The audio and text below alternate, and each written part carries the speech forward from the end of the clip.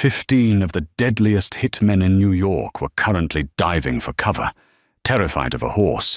These were men who dissolved bodies in acid for a living. Yet here they were, trembling before a black Frisian stallion that looked like it had galloped straight out of hell. The boss, Dominic Moretti, had his gun drawn, ready to put a bullet in the beast's brain. But then, she stepped forward, a nobody, a pregnant maid with holes in her sneakers. She didn't have a whip. She had an apple core and a secret that would bring the Moretti empire to its knees. Watch carefully, because the most dangerous thing in this story isn't the Mafia Don. It's the girl with nothing left to lose. The rain over the Hamptons wasn't cleaning anything. It was just drowning the manicured lawns of the Blackwood estate in grey sludge. Dominic Moretti stood on the porch of the main house, the lit end of his cigar, the only warm colour in a freezing afternoon. He was 32, built like a prize fighter, and wore a bespoke charcoal suit that cost more than most people's annual rent. He was the Don of the Moretti crime family, a man who had secured the entire eastern seaboard's shipping routes by the time he was 25. He didn't tolerate incompetence, and right now he was watching 15 incompetent men try to die. "Hold the line, you idiots!" roared Silas, Dominic's head of security. Silas was a mountain of a man, an ex-Mossad operative who usually handled problems with a single knife stroke. Today, he looked like a panicked rodeo clown. In the center of the mud-churned paddock was Titan. Titan was a purebred Frisian stallion, 17 hands of pure muscle and malice. Dominic had imported him from the Netherlands 3 days ago. The horse had cost $500,000. Since arriving, Titan had bitten a groom's ear off, kicked a hole in the stable wall, and was currently rearing up on his hind legs, hooves slashing the air like guillotines. "Get the tranquilizer," Silas screamed, diving into the mud as a hoof missed his skull by inches. He crushed the rifle, one of the guards yelled back, scrambling over the wooden fence. Titan shrieked a sound that was less like a horse and more like a banshee. He slammed his front hooves down, shaking the ground. The guards scattered like roaches. Dominic sighed, dropped his cigar, and crushed it with his heel. He unbuttoned his jacket and reached for the .45 tucked in his waistband. He loved power, and he admired strength, but Titan was a liability. If the horse couldn't be broken, it had to be put down before it killed one of his top earners. "Clear out!" Dominic's voice boomed across the yard, cutting through the rain. It was a voice that didn't need to shout to be heard. It carried the weight of absolute authority. The guard scrambled back. Silas wiped mud from his eyes, panting. "Boss, give us 10 minutes. We can rope him." "You've had 3 days." "Silas," Dominic said, raising the gun. He leveled the sights on the white star in the center of Titan's forehead. The horse froze, nostrils flaring, sensing the intent. The animal stared right at Dominic, eyes rolling with wild, intelligent hate. "Waste of money," Dominic muttered, his finger tightening on the trigger. "Wait." The voice was so soft it shouldn't have been heard over the rain, but the sudden silence in the yard amplified it. Dominic didn't lower the gun, but he paused. "Who said that?" From the shadows of the servants' entrance, a figure emerged. She was wearing a baggy, grey uniform that was 2 sizes too big, soaked through to the skin. She held a plastic bucket against her chest as if it were a shield. It was the new maid, Oriana. Dominic vaguely remembered her file. Oriana Hart. 22. No family. Hired a month ago to scrub the floors and keep her head down. She looked like a stiff breeze would snap her in half. Her hair was matted with rain, plastering her pale face, but her eyes, oddly bright hazel eyes, were locked on the stallion. "Get back inside," Silas barked, stepping forward. "Do you want to die, girl?" "He's not crazy," Oriana said, her voice trembling, but her feet moving forward. She stepped into the mud. "He's in pain." "He's a killer," Dominic said coldly. "Move, Oriana. That's an order." Oriana ignored the order. It was the first time in 5 years anyone had ignored a direct order from Dominic Moretti. She walked past Silas. She walked past the line of armed guards who were looking at her like she was suicidal. She climbed through the wooden rails of the fence. Titan snorted, pawing the ground. He turned his massive head toward her, ears pinned back. He looked like a locomotive engine made of flesh and bone. He took a threatening step toward her. "Don't," Dominic warned, lowering the gun slightly, intrigued despite himself. "He'll trample you." Oriana stopped. She was 10 feet away from the beast. She didn't raise her hands. She didn't make shushing noises. She simply stood there, slumped slightly, looking exhausted. Then she reached into the pocket of her oversized apron. Every guard tensed, hands hovering over their holsters. In their world, reaching into a pocket meant pulling a weapon. Oriana pulled out a peppermint, a cheap red and white swirl candy she probably stole from the kitchen jar. Titan halted. The scent of sugar and peppermint cut through the smell of rain and fear. The horse stretched his neck out, sniffing. "It's okay," Oriana whispered. She didn't look at the horse's eyes. She looked at his flank. "I know. The strap under your belly. It's pinching the old scar. I saw it when they unloaded you." She took a step closer. Titan flinched. But he didn't strike. He was confused. This human didn't smell like testosterone, gun oil, and fear. She smelled like laundry detergent and milk. Oriana extended her palm, the peppermint sitting in the center. The tension in the yard was suffocating. 15 killers watched in silence. Dominic watched, his gun now lowered to his side, his dark brows furrowed. Titan lowered his head. His velvet nose brushed Oriana's calloused, shaking palm. He took the candy. Crunch. While he chewed, Oriana stepped in close, fearless. She slid her hand along the stallion's wet neck, murmuring things no one else could hear. Then, with surprising dexterity, she reached under the horse's belly, found the loose cinch strap from the transport halter that had been digging into his flesh, and unbuckled it.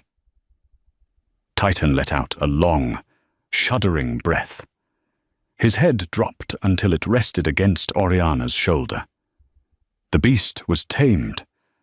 Oriana stood there for a moment, her small hand stroking the black mane. Then, the adrenaline seemed to leave her all at once. She swayed. Her hand went instinctively to her stomach, clutching the fabric of her uniform. She looked up at the porch, meeting Dominic's gaze. For a second, Dominic saw something raw and terrified in her face, not fear of the horse, but fear of him. He just needed room to breathe, she whispered.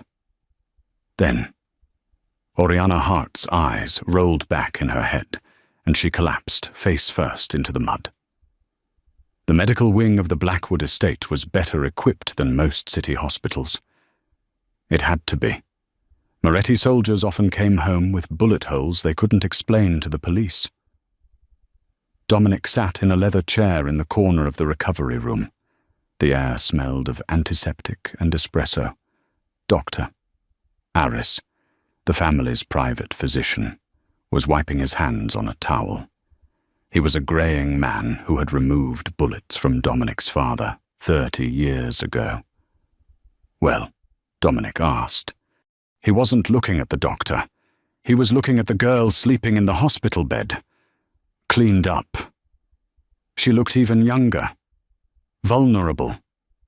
But he remembered the way she had walked toward that horse. That wasn't vulnerability. That was desperation. She's malnourished. Dominic? Doctor, Aris said, keeping his voice low. Anemic. Exhausted. She fainted from low blood sugar and stress. That's it. No. Doctor.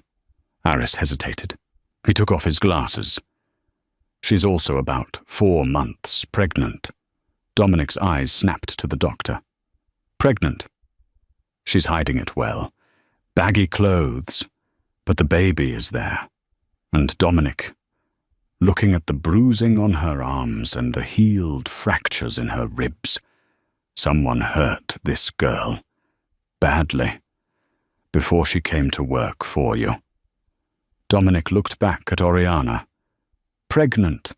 A pregnant maid, taming a killer horse. Does she have a partner? Dominic asked. A boyfriend who visits.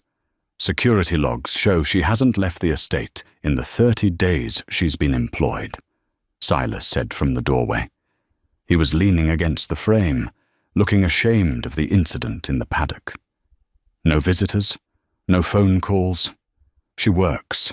She eats scraps. She sleeps. She's a ghost. Boss.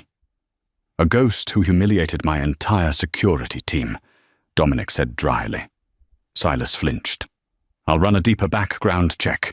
The first one came back clean Oriana Hart, born in Ohio, moved here for work. Standard stuff. Do it again, Dominic commanded. Dig deeper.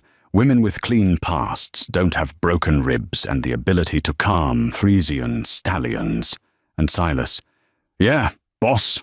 Put a guard on her door. No one goes in or out without my say-so. Silas nodded and left. Dominic stood up and walked to the bedside. Oriana was stirring. Her eyelashes fluttered. And then those hazel eyes opened. Panic hit her instantly. She tried to sit up, gasping, but the IV line tugged at her arm. Easy, Dominic said. He didn't use his Don voice. He used a softer tone, the one he used before he decided whether or not to kill someone. Oriana froze. She looked at the IV, the silk sheets, and then at Dominic. She pulled the blanket up to her chin, her eyes darting to her stomach. You're in the medical wing, Dominic said, sitting on the edge of the bed. It was an invasion of space, calculated to test her reaction. She didn't flinch away. She went rigid. You fainted. I need to get back to work, Oriana stammered. The hallway on the 2nd floor isn't finished. You're pregnant, Oriana, Dominic said. He dropped the words like stones. Oriana's face went from pale to ghostly white. She stopped breathing. Who is the father? Dominic asked. There is no father, she whispered quickly. Too quickly. Immaculate Conception. Dominic raised an eyebrow. I didn't know we were harboring saints. Please, sir! Oriana's voice cracked. Tears welled in her eyes. Please don't fire me. I can work. I'm strong. You saw I can handle things. I just need this job. I have nowhere else to go. Why did you intervene with the horse? Because you were going to shoot him. It's my horse, my property. He didn't do anything wrong. Oriana's voice suddenly gained strength, a flash of anger cutting through her fear. He was scared and in a new place, and people were screaming at him. He didn't deserve to die just because you couldn't control him. The silence stretched. Dominic stared at her. Most people who raised their voice at him ended up in the foundations of new construction projects. But Dominic felt a strange tug in his chest. He respected courage, even when it was stupid. You like horses? Dominic asked. I grew up around them, Before. Before what? Before I came here. She shut down again. The wall was back up. Dominic stood up. He walked to the door. You're off cleaning duty. Sir, please. You're strictly stable staff now. Dominic interrupted. Titan seems to like you. He's the only thing in this house that doesn't fear me, and apparently he listens to you. You're in charge of him. If he hurts you, it's on your head. Oriana looked stunned. Thank you. Mr. Moretti. Dominic put his hand on the doorknob. And Oriana, doctor, Aris will be giving you vitamins and a proper diet. If that baby is born under my roof, it will be healthy. We don't starve children here. He stepped out into the hall, closing the door behind him. Silas was waiting. Boss, you're not actually keeping her. She's useful, Dominic said, his face hardening. But there's something she's not telling us. She walks like she's being hunted. Maybe she is, Silas suggested. Dominic lit a fresh cigarette. Then find out who is hunting her. Because if anyone is hunting my staff, they're hunting me. 2 months passed. The change in Titan was miraculous. The beast that had tried to kill 15 guards now followed Oriana around the paddock like a giant, dangerous dog. Oriana had filled out, too. The hospital meals and lack of heavy scrubbing had put some color in her cheeks, though she was still quiet, still jumping at loud noises. Her belly was beginning to show, a small curve beneath her heavy wool sweaters. She spent her days in the stables, far away from the main house and the comings and goings of the mafia business. She felt safe there. But safety in the Moretti estate was an illusion. It was a Tuesday night when Dominic came to the stables. He usually ignored this part of the estate. But tonight, the stress of a failing deal with the Russians was eating him alive. He needed quiet. He found Oriana sitting on a hay bale, reading a paperback book aloud to Titan, who had his head resting on the stall door. It is a truth universally acknowledged. She read softly. Dominic leaned against a wooden pillar, listening. She had a nice voice. Soothing. Jane Austen? Dominic asked. Oriana jumped, nearly dropping the book. She stood up clumsily, trying to hide her stomach. Mr. Moretti, I didn't hear you. Titan didn't warn you. Dominic gestured to the horse. Titan was chewing hay, eyeing Dominic with suspicion, but no aggression. He knows you belong here, Oriana said. He only warns me about strangers. And am I a stranger, Oriana? Dominic walked closer. The air in the stable felt charged. Over the last few weeks, he had found himself watching her from his office window.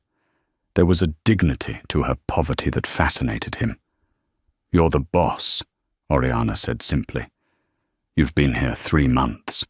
Silas still hasn't found a single record of a Oriana Hart existing before 2023.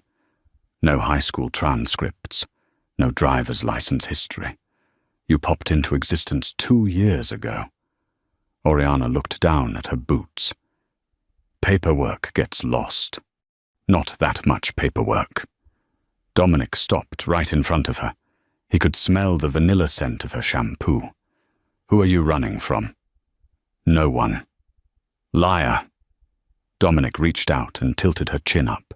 Her skin was soft, but her jaw was set in defiance. I can protect you, Oriana, but I can't protect a liar. For a moment, Oriana looked like she wanted to speak. Her lips parted. Suddenly, Titan whinnied a sharp, piercing sound. He kicked the stall door. Dominic spun around, hand going to his gun. The stable doors burst open, but it wasn't an assassin. It was Dante, Dominic's younger brother and underboss.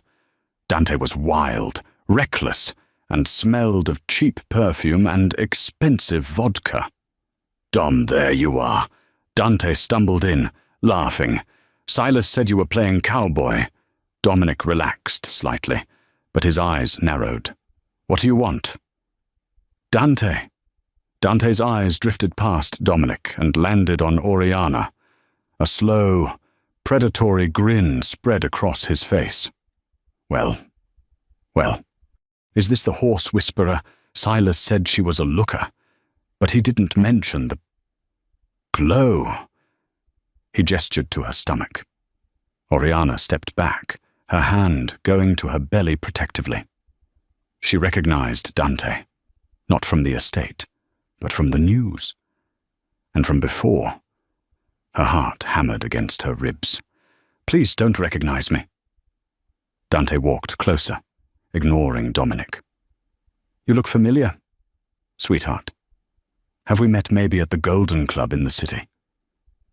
"I don't go to clubs," Oriana said, her voice tight.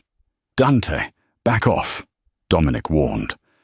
"I never forget a face," Dante muttered, squinting at her. He reached out to touch a lock of her hair. Titan lunged. The stallion's teeth snapped inches from Dante's hand. Dante yelped and stumbled back, falling into a pile of hay. "You crazy mutt!" Dante pulled a pistol from his jacket. "No!" Oriana screamed, throwing herself in front of the stall door, shielding the horse with her own body. "Dante, put the gun away or I will break your arm," Dominic said.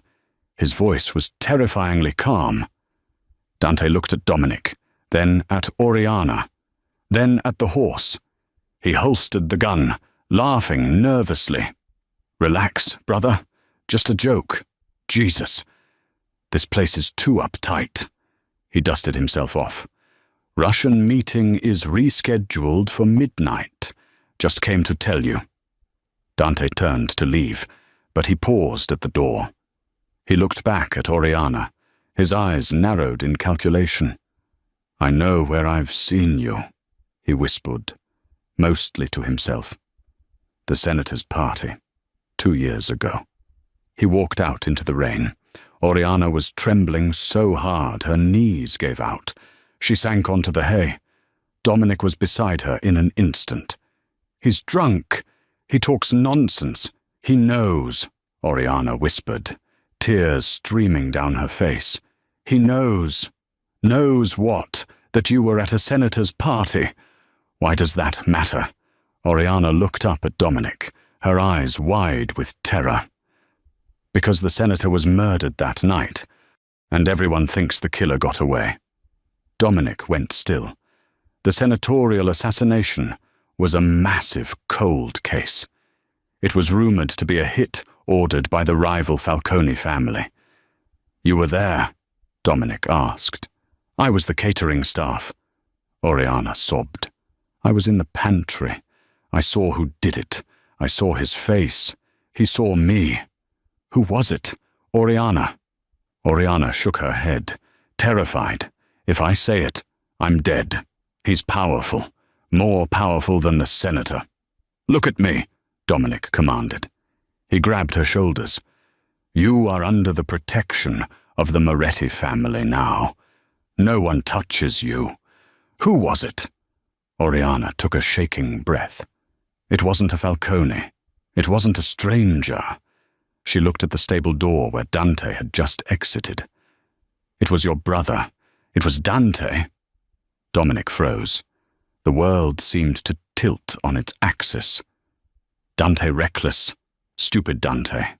A political assassin. "If Dante did it," Dominic said slowly. "He didn't do it alone. He's not smart enough to cover it up." "He wasn't alone," Oriana whispered. "There was a man with him. A man with a scar running through his eyebrow. They called him the Bishop." Dominic's blood ran cold. The Bishop was the code name for the corrupt chief of police. If Dante was working with the police chief, they weren't just killing senators. They were planning a coup to take over the Moretti family. Dominic stood up. Stay here. Lock the doors. Don't open them for anyone but me. Where are you going? Oriana cried.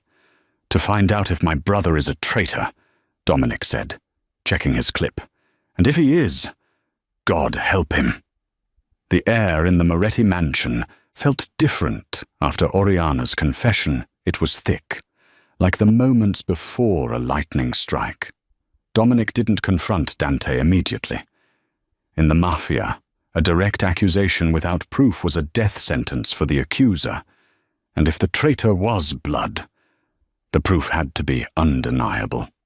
Dominic spent the next 48 hours in his study, a room lined with leather-bound books and monitors displaying every inch of the estate. He watched the feed from the stables. He watched Oriana. She spent her time grooming Titan, her movements rhythmic and mechanical. She was terrified, but she was also a mother-to-be. She needed to survive. Dominic found himself fascinated by her resilience. She had witnessed a murder by one of the most dangerous men in the city, fled her life, changed her name, and survived on the streets while carrying a child all before she turned 23. Silas, Dominic said into his intercom. The head of security appeared a moment later. Boss, check the private accounts of the police pension fund.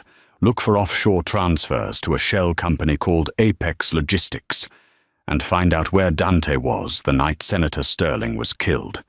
Don't use the family servers. Use the dark web relay. Silas's eyes widened. Dante. You think? I don't think. I know, Dominic snapped. And Silas double the guards on the stables. But tell them to stay out of sight. If Titan sees them, he'll lose his mind. And if the girl sees them, she'll think I'm holding her prisoner. Aren't you? Silas asked boldly. Dominic looked at the screen, where Oriana was leaning her forehead against Titan's neck. I'm keeping her alive. There's a difference. By midnight. The proof arrived. Silas dropped a folder on Dominic's desk. It contained photos grainy, taken from a distance of Dante Moretti, shaking hands with Chief Miller, the bishop in a derelict warehouse in Queens. The date stamp was from 3 days ago. They're planning to move during the gala, Silas whispered. The annual Moretti charity ball. It's the only time the whole family is in one place, without heavy artillery. Dante is going to let the police raid the event, kill you in the crossfire. And then Dante takes the throne with the chief in his pocket. Dominic felt a cold rage settle in his marrow. Betrayal by a soldier was business. Betrayal by a brother was a sin that required a biblical response. And the girl, Dominic asked. Dante's been asking questions around the kitchen. He knows she's the witness from the Sterling hit. He's going to clean her up before the gala starts. Dominic stood up, his chair screeching against the hardwood. Let him try. The night of the Moretti Gala arrived. The estate was transformed into a sea of black ties, silk gowns, and $5,000 bottles of champagne. Underneath the elegance, the air hummed with the tension of a ticking bomb.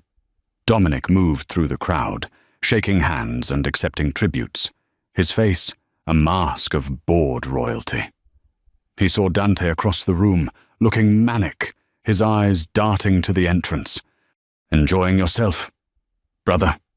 Dominic asked, sliding up beside him. Dante jumped, spilling a drop of gin on his sleeve. Yeah, Dom, great party. Best one yet. It'll certainly be a night to remember, Dominic said, his voice like velvet over a blade. Meanwhile, a mile away at the stables, the silence was broken by the crunch of tires on gravel.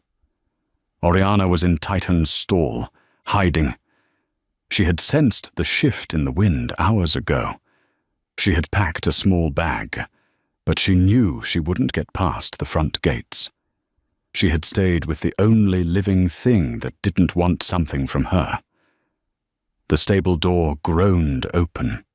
3 men walked in, They weren't wearing the Moretti colors. They were wearing tactical gear, the Bishop's personal hit squad. "Find the girl," a voice hissed. "The boss wants her gone before the fireworks start at the house." Oriana pressed herself into the corner of the stall.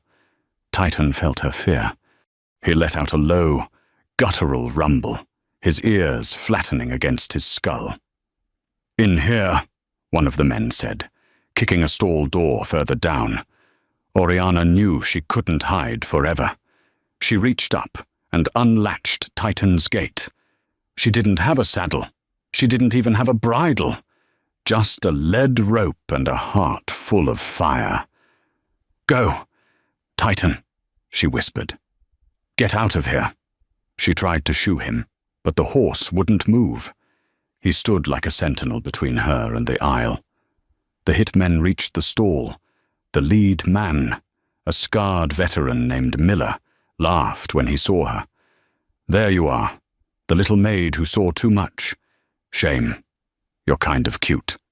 He raised a suppressed pistol. Titan didn't wait.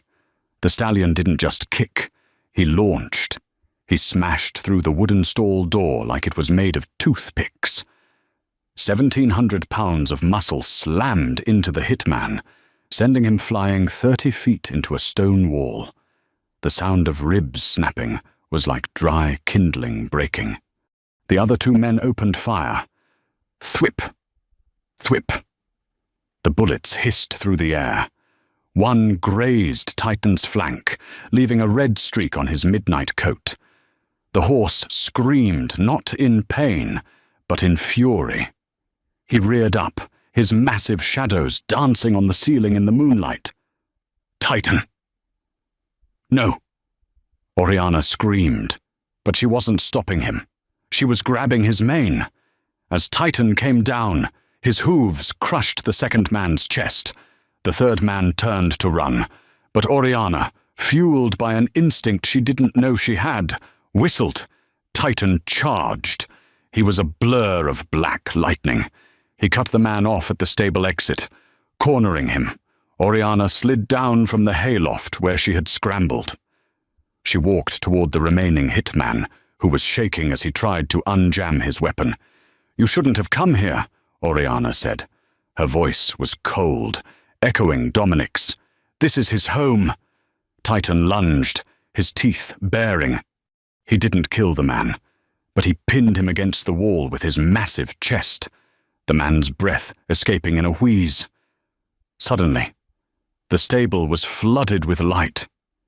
Dominic stood at the entrance.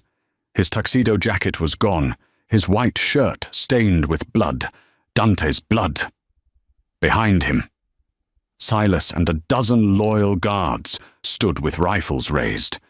Dominic looked at the carnage, one man dead, one dying, and one pinned by a horse. Then he looked at Oriana.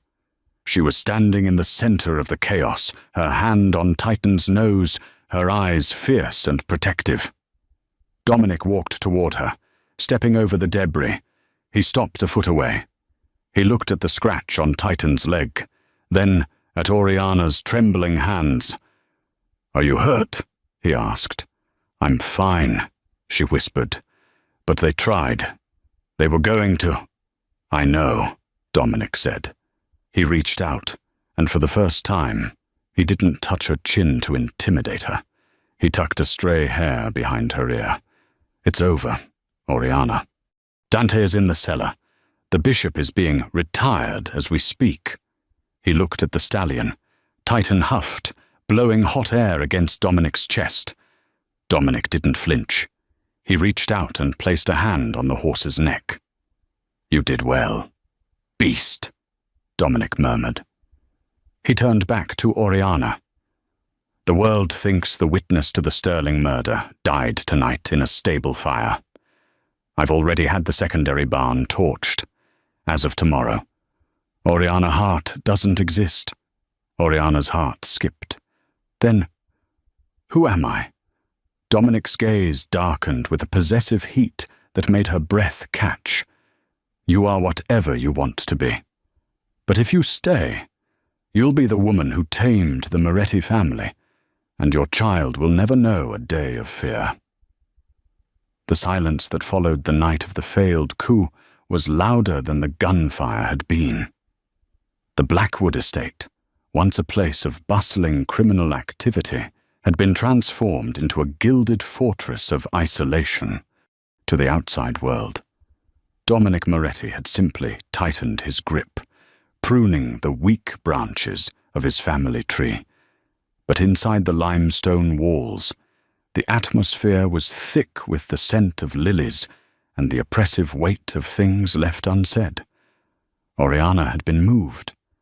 She was no longer scrubbing the marble floors of the foyer or sleeping in the drafty servants' quarters.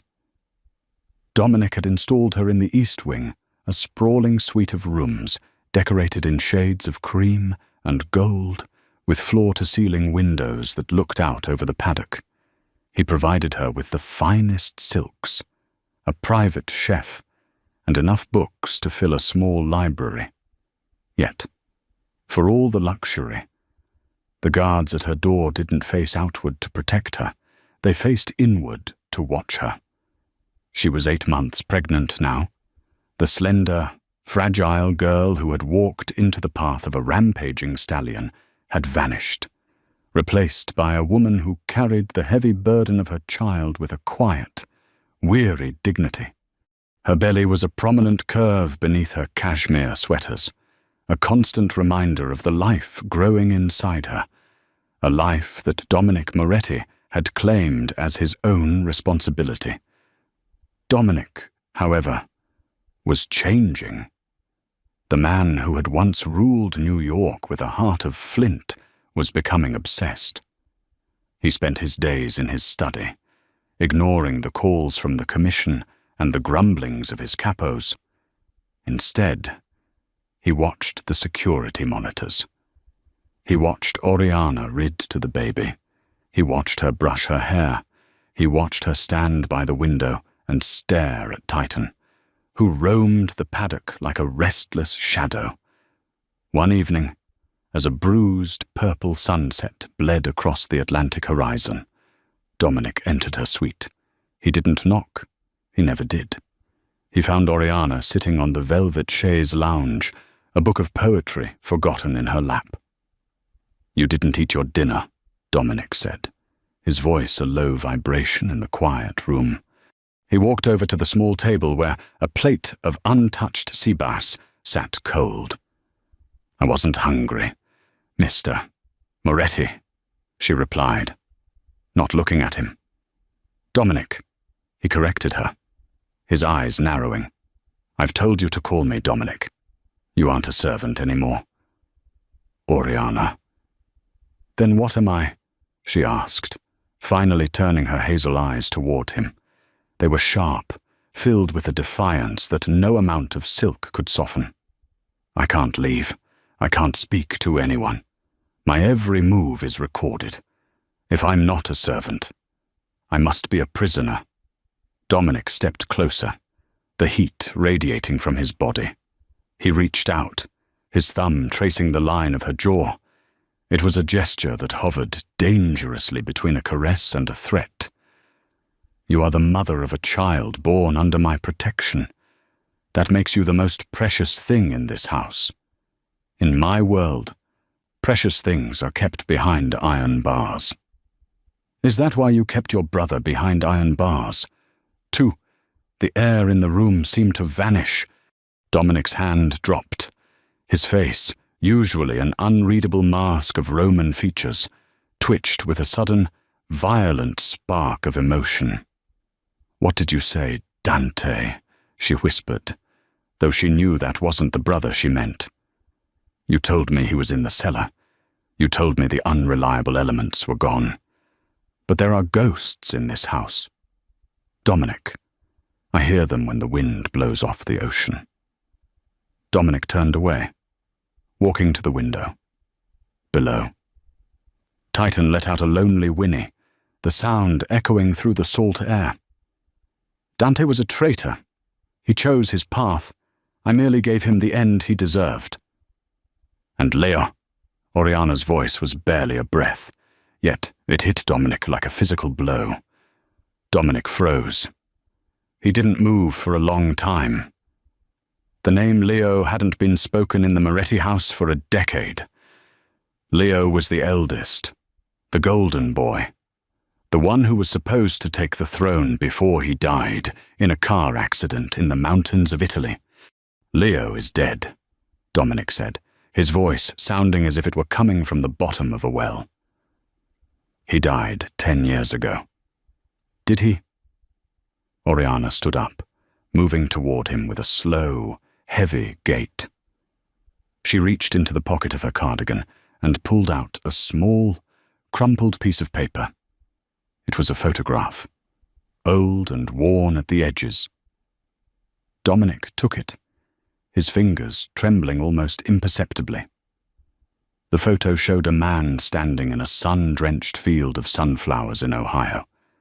He looked remarkably like Dominic, the same broad shoulders, the same dark hair, but his eyes were different. They were kind. They held no shadow of the underworld. Next to him stood a younger Oriana, laughing, her head resting on his shoulder. "I didn't know who he was when I met him," Oriana said, her voice trembling. "He told me his name was Leo Hart. He told me he was a carpenter from Chicago. We lived in a small cabin near the woods for a year. He was the only person who ever looked at me and didn't see someone to be used. He was hiding. Dominic. He told me he had a brother who was a king, and a brother who was a snake, and he had to die so that the king could live in peace." Dominic stared at the photo. The accident in Italy had been a ruse. Leo hadn't died. He had run. He had chosen a life of obscurity over a life of blood. Dominic had spent 10 years mourning a man who had been alive and happy in a sunflower field, while Dominic was drowning in the filth of the Moretti legacy. 2 years ago, Oriana continued, her tears finally falling, Leo heard that Dante was planning something. He heard that Dante was working with the chief of police to dismantle everything your father built. Leo couldn't stay away. He told me he had to go to New York to talk to a senator, someone who could help him stop Dante without hurting you. He told me to wait for him at the catering entrance of the Sterling estate. He was going to take me away. We were going to go to Canada. She took a gasping breath, clutching her stomach as a sharp pain flared. I waited. I stood in that pantry with the smell of hors d'oeuvres and expensive perfume. And then I heard the shots. I saw Dante walk out, wiping blood from his cuff. And then I saw Leo. He was on the floor. He wasn't a carpenter anymore. He was just a body. Dominic crumpled the photo in his fist. The betrayal he had felt from Dante was a flickering candle compared to the supernova of rage currently burning through his veins. Dante hadn't just killed a senator. He had murdered the brother who had sacrificed everything to give Dominic a clear path to the throne. "And the baby?" Dominic asked, his voice a terrifying whisper. "It's Leo's," Oriana sobbed. "I found out a month after he died. I was terrified. Dante's men were everywhere, looking for the girl who saw the hit. I changed my name. I moved, but I realized I couldn't hide forever. I thought, well, if I could just get inside your house, if I could just be a maid. I thought you were the only man who could protect Leo's son, even if you never knew who he was." Dominic turned back to her. The possessive heat in his eyes hadn't faded. It had evolved. He looked at the woman who had loved his brother, who had carried his brother's blood into the heart of the enemy's camp, and who had tamed a horse that no one else could touch. "You lied to me," Dominic said. He stepped so close their chests touched. He could feel the baby his nephew kick against his own heart. "Every time I touched you, Every time I thought about making you mine, you were mourning him." "I was trying to survive," Oriana cried. "You did more than survive, Oriana," Dominic said, his hand moving to her neck, his grip firm but not crushing. "You brought the ghost of the only man I ever loved back into this house. You think you're a prisoner? You're wrong. You're the queen of a kingdom that is currently burning to the ground." He let go of her and walked to the door. "Silas!" he roared. The head of security appeared instantly. "Boss!" "The Falcones are coming," Dominic said, his eyes fixed on the middle distance. Dante's death wasn't the end of it. They know about the girl. They know she's the key to the Sterling hit, and now they know she's carrying the true Moretti heir. They'll be here before dawn. "What do we do?" Silas asked. Dominic looked back at Oriana, who was huddled on the chaise, looking small and terrified. Then he looked out at the paddock, where Titan stood, waiting in the dark. "We stop being kings," Dominic said. "And we start being monsters." Dominic turned to Oriana, his expression softening into something she had never seen before, a look of absolute, sacrificial resolve. "Prepare yourself, Oriana. Tonight, we find out if that horse of yours can truly run like the devil is chasing him, because he is." The air at 3 a.m. was not just cold. It was heavy with the metallic tang of salt spray and the electric hum of an approaching storm. Inside the master suite of the Blackwood estate, Dominic Moretti was no longer the polished Don who sat at the head of the commission. He had stripped off his bespoke charcoal jacket, rolling up his white sleeves to reveal forearms corded with tension and scarred from a youth spent in the trenches of the Brooklyn docks. He checked the action on his custom point, 4-5, the click of the slide echoing like a death knell in the silent room. "The perimeter is breached," Silas's voice crackled over the radio, stripped of its usual professional calm. 3 SUVs just smashed through the south gate. They aren't trying to be quiet. "Boss, this is a scorched earth play. The Falcones sent everyone." Dominic looked at Oriana. She was pale, her hand gripping the back of a velvet chair as another contraction rippled through her. The stress of the revelation of Leo, of the lies, of the impending violence had pushed her body into early labor. She wasn't just a witness anymore. She was a woman on the brink of bringing a new life into a world that wanted to snuff it out. "We don't go to the panic room," Dominic said, his voice a low, steadying anchor. "The panic room is a coffin if they have enough C4. We go to the stables." "The stables," Oriana gasped, her breath coming in short. Ragged bursts. "Dominic, I can't run." "You don't have to run," Dominic said, stepping toward her. He didn't ask for permission. He swept her up into his arms, ignoring her small cry of surprise. He carried her not toward the grand staircase, but toward the service elevator that led to the tunnels beneath the estate tunnels, built during Prohibition, that ran straight to the cliffs and the outbuildings. As they descended, the first explosion rocked the house. The chandeliers above groaned, and the distant sound of shattering glass and automatic gunfire filtered through the stone walls. The Falcones weren't here to negotiate. They were here to erase the Moretti name from history. The tunnel was damp and smelled of earth and old secrets. Dominic moved with the predatory grace of a man who had spent his life preparing for this exact moment of collapse. When they emerged into the stable, the scene was chaos. The smell of smoke was already drifting from the main house, and the horses were screaming in their stalls, sensing the encroaching fire and the vibration of the kill. Titan was the worst of them. The black stallion was rearing, his hooves smashing against the reinforced oak of his stall door. He looked like a creature of ancient myth, his eyes rolling white in the darkness. "Put me down," Oriana whispered. Dominic set her on a bale of hay. She crawled toward Titan's stall, her voice a soft, melodic contrast to the thudding of gunfire outside. "Titan, Titan, look at me. It's okay. It's just us." The horse froze. He lowered his head, blowing a hot, frantic breath against Oriana's cheek. In that moment, the bond between the broken girl and the broken beast was the only stable thing in a world of madness. Silas Dominic shouted as the head of security burst through the stable's side entrance, blood blooming on his shoulder. "They're in the yard.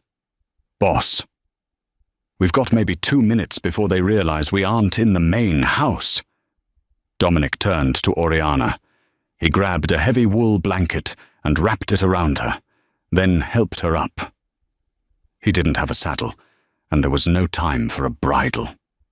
He grabbed a simple lead rope and clipped it to Titan's halter. "You have to go through the back woods," Dominic said, his eyes locking onto hers. "The Falcones have the roads blocked for 5 miles in every direction, but they don't know the deer trails. Titan does. He'll take you to the old boathouse at the cove. Silas's men have a skiff waiting there. They'll take you to Montauk."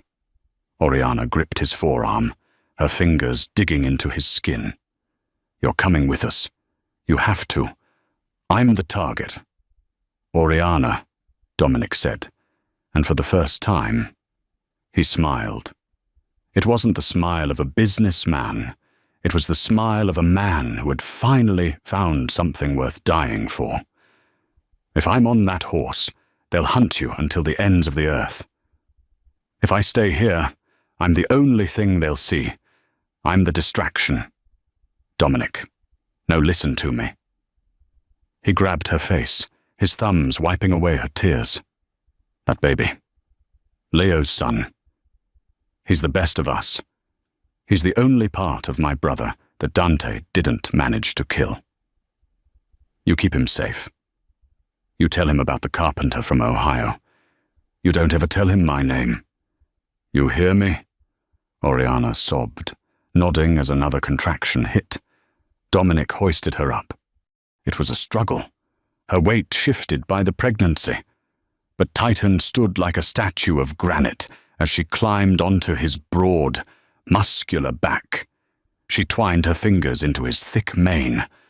"Go!" Dominic roared, slapping the stallion's flank. Titan didn't hesitate. He surged forward, his hooves thundering on the stable floor. He didn't go for the door. He went for the wide, open window of the exercise arena. With a powerful leap, the stallion cleared the sill, disappearing into the pitch-black woods just as the first Falcone hitmen rounded the corner of the building. Dominic watched them go for a heartbeat. The image of the girl and the horse etched into his mind. Then, he turned back to the entrance. He picked up a second submachine gun from a fallen guard. The next 10 minutes were a blur of fire and lead. Dominic Moretti fought like a man possessed. He used the stalls for cover, moving through the shadows of the stable he had once ignored. He was a ghost in a tuxedo, a reaper in the dark. He took down 4, 5, 6 men, his movements a brutal ballet of necessity. But there were too many. A bullet caught him in the thigh, sending him to one knee. Another grazed his ribs. He leaned against the stone pillar of the stable entrance, his breath coming in ragged gasps.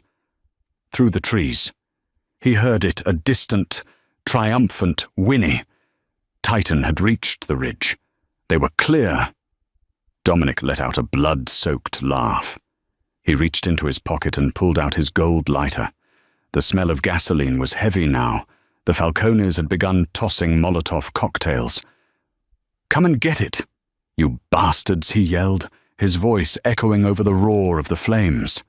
As the Falcone soldiers closed in, their shadows long and monstrous against the burning estate. Dominic didn't feel fear. He felt a strange, shimmering peace. He had spent his life building a kingdom of ash, but in his final hour, he had saved a prince. 6 months had passed since the night the Blackwood estate burned to the ground. The news had called it a mob war massacre. The bodies of Dominic and Dante Moretti were never officially identified in the rubble, but the empire had collapsed overnight, its assets seized or bled dry by rivals.